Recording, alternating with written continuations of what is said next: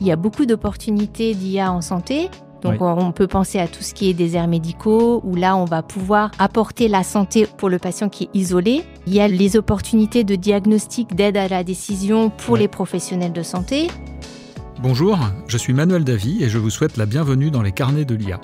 Ce podcast, c'est l'occasion de vous partager les expériences de la communauté de celles et ceux qui font bouger l'intelligence artificielle. Pourquoi et comment adopter l'IA dans son entreprise ? Par où commencer ? Ou encore, quelles sont les bonnes pratiques pour performer ? Autant de questions auxquelles nous apportons des réponses avec des spécialistes du sujet. Bonjour à tous, j'ai le plaisir d'être aujourd'hui avec Ingrid Dufour. Bonjour Ingrid. Bonjour à tous. Alors tu nous reçois aujourd'hui chez Le Safre. Alors vous allez dire encore Le Safre, mais c'est parce que tu viens de rejoindre cette entreprise, donc décidément quel Dream Team chez Le Safre. Est-ce que tu pourrais te présenter et puis nous dire un peu quel est ton parcours ? Oui, bien sûr. Donc, je m'appelle Ingrid Dufour-Bonamy. Alors, j'ai une double compétence. Je suis un ingénieur biologiste de formation et j'ai un MBA sur le management de l'IA et du digital. Et comme tu l'as précisé, je viens de rejoindre le groupe Le Safre International depuis septembre. Mais j'ai fait toute ma carrière, on va dire, dans l'industrie de la santé. J'ai commencé ma carrière dans un grand groupe international, Pfizer, sur Paris, côté R&D. Et au décours de ma carrière, j'ai finalement aujourd'hui une vue holistique du développement du médicament parce que j'ai travaillé dans l'industrie pendant plusieurs années, de la R&D jusqu'au développement de projets, on va dire, de vie réelle, post-marketing. Et ces 10 dernières années, j'ai travaillé sur la transformation digitale de l'industrie de la santé. D'accord, très beau parcours, au passage, bravo pour cela. Alors le thème qu'on a choisi aujourd'hui de discuter ensemble, c'est l'impact, les opportunités de l'intelligence artificielle dans le domaine de la santé. Alors est-ce que peut-être en préambule, tu pourrais nous expliquer quelles sont toutes les opportunités que peut présenter l'IA dans le domaine de la santé ? Alors, c'est un vaste chantier, mais oui, il y a beaucoup d'opportunités d'IA en santé. Il y a des opportunités pour le patient déjà, parce que l'IA va lui proposer au patient d'avoir des solutions à domicile. Donc, on peut penser à tout ce qui est déserts médicaux, où là, on va pouvoir apporter la santé auprès du patient, c'est-à-dire à son domicile, pour le patient qui est isolé. Il y a les opportunités de diagnostic, d'aide à la décision pour les professionnels de santé, c'est-à-dire des outils qui sont développés pour accompagner les professionnels de santé dans leur choix, le choix de diagnostic, le choix de thérapeutique. L'IA est aussi beaucoup utilisée dans les structures hospitalières, dans la gestion de flux de médicaments, flux de patients, gestion de façon plus large. C'est très optimisé, ça fonctionne très très bien. D'accord. Et puis on a l'IA aussi dans toute la gestion documentaire. Donc la documentation liée aux patients, mais aussi toute la documentation interne aux établissements de santé. D'accord, très intéressant. Mais une question qui me vient, c'est qui dit intelligence artificielle dit données. Qui dit données des patients et donc vie privée. Alors, est-ce que c'est facile finalement de faire des systèmes d'IA dans le domaine de la santé ? Oui, alors en fait, on se rend compte qu'avec tous les outils qui sont à disposition des patients et des professionnels de santé, on génère énormément de données. Oui. Le gros problème qu'on a en santé, c'est l'utilisation de la donnée, puisqu'on est sur des données extrêmement sensibles. Donc, c'est régulé, il y a des réglementations qui sont en vigueur.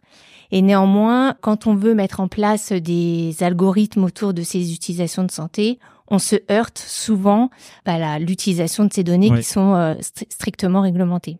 Alors, ce qui se passe, c'est que quand on est citoyen patient, effectivement, on a la possibilité, avec le RGPD, de donner accès à nos utilisations de données de santé. Le RGPD, pour préciser pour nos auditeurs, c'est le règlement européen en fait qui régule l'utilisation des données personnelles et qui donne un cadre légal assez contraignant. Exactement. Sur ce sujet. Exactement. Et quand on est entreprise et qu'on veut utiliser ces données, on doit aussi se contraindre finalement pour la protection de l'utilisation des données, à respecter ces règlements, notamment le règlement aussi sur l'IA Act qui arrive et qui va contraindre aussi les entreprises à respecter un cadre en fonction du niveau de sévérité des algorithmes qui vont être utilisés, de la dangerosité, on va dire. Donc finalement, ce qui est très important pour les entreprises qui vont utiliser des données de santé, c'est de pouvoir cadrer les algorithmes en fonction de l'utilisation. Donc ça, c'est un premier niveau. Et ensuite, de définir les solutions qui vont être embarquées soit pour les patients, soit pour les professionnels de santé. Et en fait, on se retrouve dans une situation, ce qui est très compliqué, c'est de pouvoir répondre à un besoin.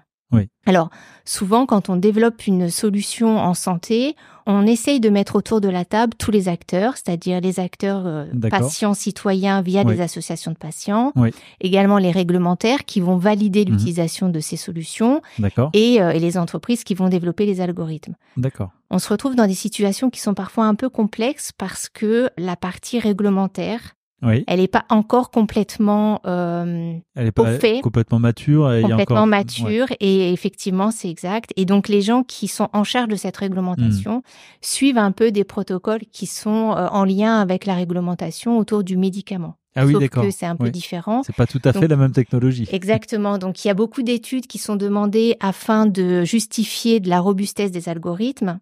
Il faut aussi compléter ces études une fois que l'algorithme a été utilisé, développé dans des devices, par exemple. Continuer à s'assurer que l'algorithme ne va pas entraîner des biais ou des erreurs. Bien sûr. Donc ça donne un cadre, je dirais, de développement d'applications qui est contraint et qui freine peut-être un petit peu la rapidité de la technologie, mais néanmoins, est-ce que dans notre vie quotidienne de patient, d'ores et déjà aujourd'hui, on peut être amené à croiser sans le savoir des intelligences artificielles ? Alors oui, on a beaucoup d'applications. On a beaucoup d'applications en imagerie. En imagerie, ça fonctionne très bien. Oui, d'accord. Il y a beaucoup d'applications pour les professionnels de santé qui sont des aides au diagnostic. Donc, par exemple, tu vas demain faire une IRM et tu vas avoir le professionnel de santé qui va avoir un petit logiciel pour l'aider dans son diagnostic et qui va lui donner un premier avis. Donc, ça peut être très utile, effectivement, pour les jeunes professionnels de santé qui ont finalement, au lieu d'aller consulter un pair, vont avoir un deuxième avis juste à côté avant de consulter le patient. Ça peut être aussi, effectivement, hyper intéressant dans des pathologies un peu complexes où le professionnel de santé se dit est-ce que je suis sûr ou pas et a un premier avis de diagnostic. Donc, pour le diagnostic en imagerie, ça se fait très bien. Il y a aussi beaucoup d'algorithmes qui sont utilisés en ophtalmologie parce qu'il y a aussi beaucoup d'images en ophtalmologie. Oui, ça veut dire que le Dr House va bientôt être au chômage ? Non, pas au chômage. Non, parce qu'en fait, ce qui est très important, et enfin en santé, mais pas que, moi je prône le fait que quand on développe des algorithmes, on met l'humain au cœur, finalement, au cœur du développement de ces solutions. Et par exemple, en santé, on ne peut pas développer un algorithme si on n'a pas l'expert métier derrière. Donc, l'expert métier, ça veut dire le professionnel de santé qui va assurer que l'algorithme n'a pas pris une mauvaise décision, par exemple. Donc, comme je l'ai dit, c'est surtout dans le diagnostic et la prévention. Donc, quand on développe un algorithme, le professionnel de santé, il est au cœur de cette décision parce qu'il doit valider toutes les étapes de l'algorithme et se dire que voilà, une décision prise ou une image qui va être analysée est une bonne image ou une mauvaise image. Néanmoins, ce qui se passe, c'est que on a un vrai décalage entre, on va dire, les médecins qui sont un peu geeks, qui sont du coup qui ont une appétence embarqués dans la technologie. Et puis les autres, qui représentent une quantité massive de professionnels de santé. Et donc, on se confronte finalement à une situation où on a un besoin de formation.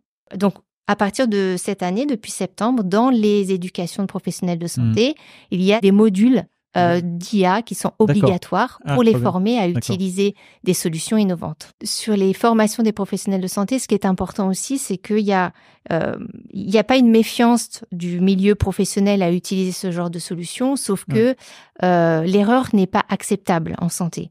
C'est-à-dire que le professionnel de santé, il peut pas faire une erreur de diagnostic ou une erreur de choix thérapeutique dans son métier. Et pour le coup, ça engage finalement le professionnel de santé à vraiment comprendre la technologie qui est derrière pour, si jamais il y a une erreur, qu'il puisse soit la contredire, soit l'expliquer. Donc on a la notion d'explicabilité qui entre en jeu et le fait aussi que l'IA a utilisé les bonnes données du bon patient au bon moment. D'accord. Ah oui, parce qu'il y a aussi le risque qu'elle mélange parce qu'on s'est trompé en préparant, un peu comme les prises de sang, si on n'écrit pas le bon nom de la bonne personne sur le tube, on va faire les analyses pour quelqu'un d'autre. On peut avoir la même chose avec de l'IA si on se trompe dans la collecte. Exactement. Et donc, il faut savoir qu'en santé, quand un professionnel de santé utilise une solution d'IA, il s'engage déjà en informer le patient que dans son diagnostic, il a utilisé une solution d'IA, par exemple, et il est garant de la solution que l'IA va lui apporter. D'accord. C'est-à-dire qu'il n'y a pas forcément de frein des professionnels de santé à utiliser des solutions d'IA, sauf que comme ils ne sont pas forcément formés à l'explicabilité de l'algorithme, ils se disent s'il y a une erreur, est-ce que je suis en capacité de l'expliquer ? Et c'est là toute la complexité et l'aide à la formation qui est utile pour les professionnels de santé afin qu'ils puissent avoir l'arsenal complet pour pouvoir utiliser ces solutions. Mais D'accord. effectivement, on se rend compte que en médecine, on fait de gros progrès grâce à l'IA. Ouais. Donc, on peut voir peut-être plusieurs niveaux de l'IA en santé, c'est-à-dire qu'il y a l'IA pour des solutions embarquées pour les patients. C'est assez facile et puis les patients vont aller chercher de l'information et avoir des résultats très pertinents au niveau patient-citoyen. Ouais. Et puis ensuite, il y a les technologies d'aide au diagnostic ou embarquées dans les robotisations autour de l'imagerie, autour des hôpitaux, par exemple. C'est beaucoup aussi utilisé dans les flux dans les hôpitaux, les gestions de patients, etc. Et ça fonctionne très bien. Ouais. Par contre, là où peut-être c'est encore un peu limité, c'est la relation professionnel de santé, solution d'IA. Ouais, comme je l'ai expliqué par rapport au risque du professionnel de santé à finalement devoir justifier des résultats sur lesquels il ne serait pas capable d'expliquer. Donc aujourd'hui, des technologies qui amènent des vrais bénéfices, mais qui ne sont pas encore complètement intégrées dans toutes les pratiques. Et ben, ça nous amène à notre première question. Vous avez un message. Bonjour Ingrid, j'ai une question pour vous. Est-ce que les algorithmes, avec les erreurs et les biais qu'ils impliquent, ne représentent pas de réels dangers par rapport à leur utilisation dans le domaine de la santé ? Alors, c'est une très bonne question. Effectivement, il y a des possibilités de biais, notamment en santé. Et pourquoi il y a des possibilités de biais ? Parce qu'il y a beaucoup d'études qui sont menées sur des populations, on va dire, assez générales, c'est-à-dire des populations blanches, avec beaucoup d'hommes. Donc, les populations minoritaires sont peu représentées. Et donc, du coup, ça entraîne beaucoup de biais quand on utilise les études, notamment les études cliniques ou les bases de données, où il y a très peu de représentation de minorités. D'accord. Et comment on fait dans ce cas-là ? Est-ce qu'on restreint l'usage seulement aux populations qui sont représentées dans les données ? Ou alors est-ce qu'on essaye de lutter contre ces biais par des algorithmes peut-être différents ? Eh bien, effectivement, on fait les deux. On essaie de maximiser les différentes populations pour éviter les biais. Et puis, on essaie de mettre autour de la table les experts qui vont pouvoir avoir un œil critique avant le développement d'algorithmes pour aller chercher les bases de données où les biais sont limités. Donc, on a pas mal de biais autour des populations minoritaires, les biais de sexe aussi, de genre, puisqu'en fait, beaucoup d'études sont aussi faites sur des hommes. Il y a très peu de femmes, très peu d'enfants. Donc, c'est vrai que on a pas mal de biais dans les études qui conduisent à des algorithmes biaisés. Donc, ça veut dire que dans la mise au point, il faut avoir une démarche aussi rigoureuse finalement que dans n'importe quelle autre forme de traitement ou d'appareil médical ou de médicaments, puisqu'il peut y avoir aussi des réactions plus ou moins fortes en fonction du profil génétique ou d'autres aspects. C'est exactement ça. Donc, de plus en plus, maintenant, on met à l'initiation du lancement de projets des personnes qui vont pouvoir designer au mieux les projets et les protocoles pour éviter ces biais. D'accord, donc c'est un savoir-faire nouveau qui est en train d'émerger dans le domaine de la recherche. Exactement. Avec l'IA. Très bien, merci pour ces éléments. Vous avez un message. On dit souvent que les Américains dominent dans le domaine de l'intelligence artificielle en général. Nous, les Français, on se positionne comment dans le secteur de l'IA appliqué à la santé ? Alors, en France, vraiment, on n'a pas à rougir parce qu'on a de belles bases de données qui nous permettent de faire des études très riches et très robustes. Donc, on a des algorithmes qui émanent de nos bases de données. D'accord. Néanmoins, on n'a pas forcément l'investissement financier pour être compétitif par rapport aux États-Unis ou à la Chine. Mais on a un vrai engouement du gouvernement avec la loi Santé 2030, où la place de l'IA, elle est vraiment au premier plan en santé.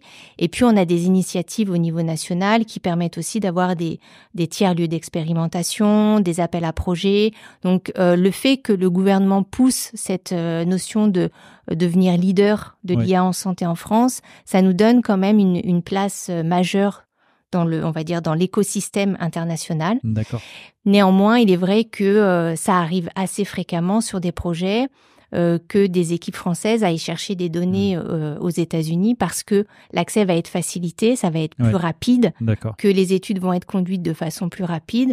On va dire que le champ réglementaire en France est un peu un domaine restrictif pour être compétitif. D'accord. C'est pas qu'on n'a pas les compétences, bien au contraire. On a les compétences, on a les données, mais pour accéder aux données, c'est parfois un peu compliqué.